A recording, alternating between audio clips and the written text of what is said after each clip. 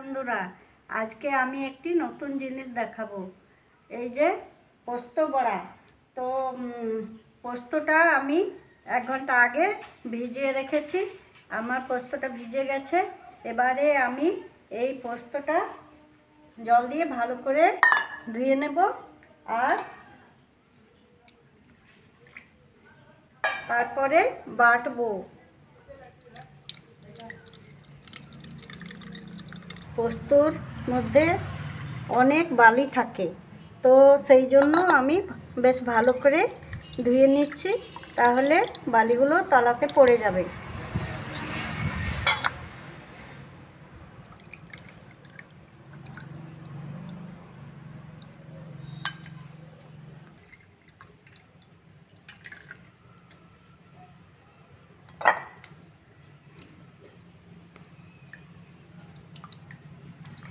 এই দুর্মূল্যের বাজারে পোস্তর অনেক দাম।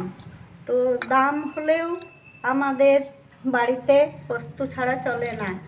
দীর্ঘদিনের অভ্যাস। আমার স্বামী খুবই পছন্দের জিনিস ছিল এই পোস্ত বড়া। উনি অন্য সবজি খেতেন না, পোস্ত বড়া আর দুধ ভাত খেতেন, খুবই ভালোবাসতেন।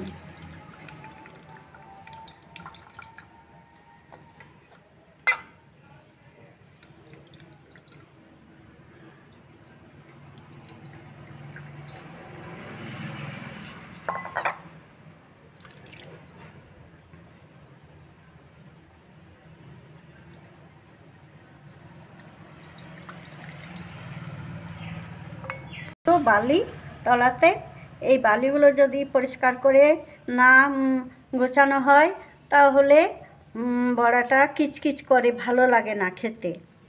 তবে ধুয়ে নিলাম, ধবধবে সাদা, কি সুন্দর পরিষ্কার হলো। এটা দেখতেও ভালো আর খেতেও রুচিকর।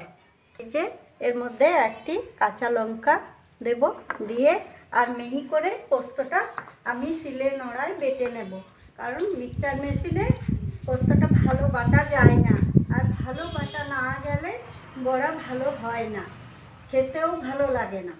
তাই আমি শিল নোড়াতেই বেটে নেব আর বড়া বানাবো। তোমরা দেখতে থাকো। হয়ে গেছে, এবারে আমি তুলে দিচ্ছি।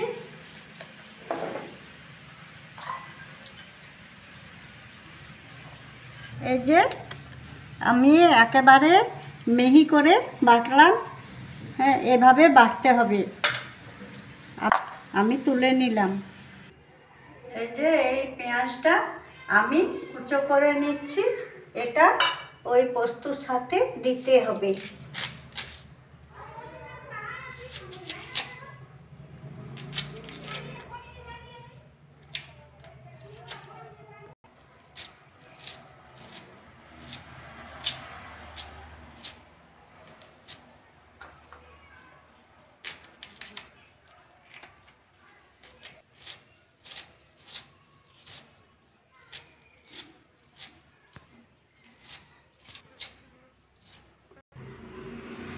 এই যে পেঁয়াজটা একটু ধুয়ে নিচ্ছি।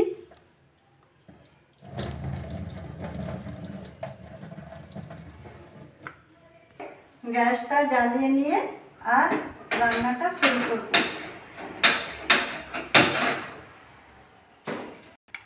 এর মধ্যে এই পেঁয়াজ কুচিগুলো দিয়ে দিচ্ছি,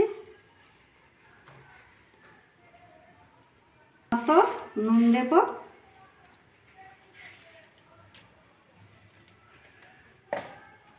আর এর মধ্যে যাতে ভেঙে না যায় সেই জন্য একটুখানি আটা দেব, দিয়ে আর আমি ভালো করে মেখে নেব।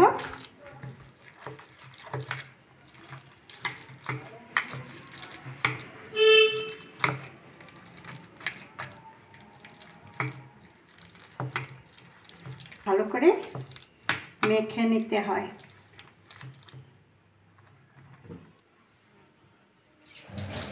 আমি তুলে নিয়ে কড়াইয়ে তেল দিয়ে দিচ্ছি।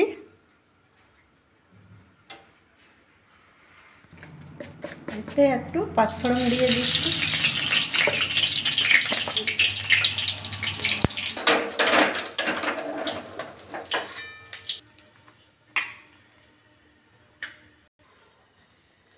এই যে এইভাবে বড়াগুলো দিতে হবে।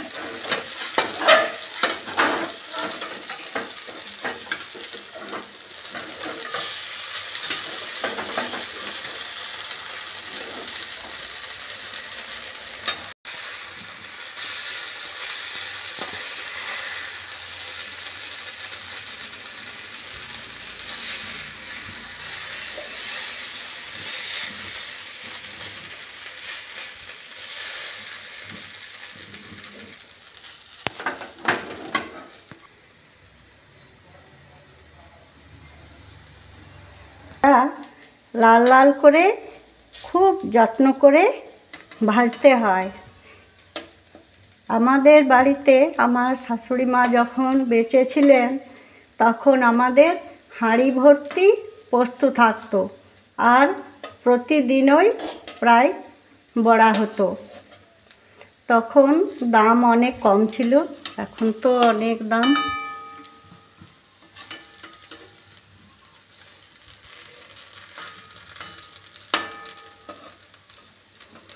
এইভাবে যত্ন সহকারে করবেন, খেতে খুব সুন্দর লাগবে, মুচমুচে।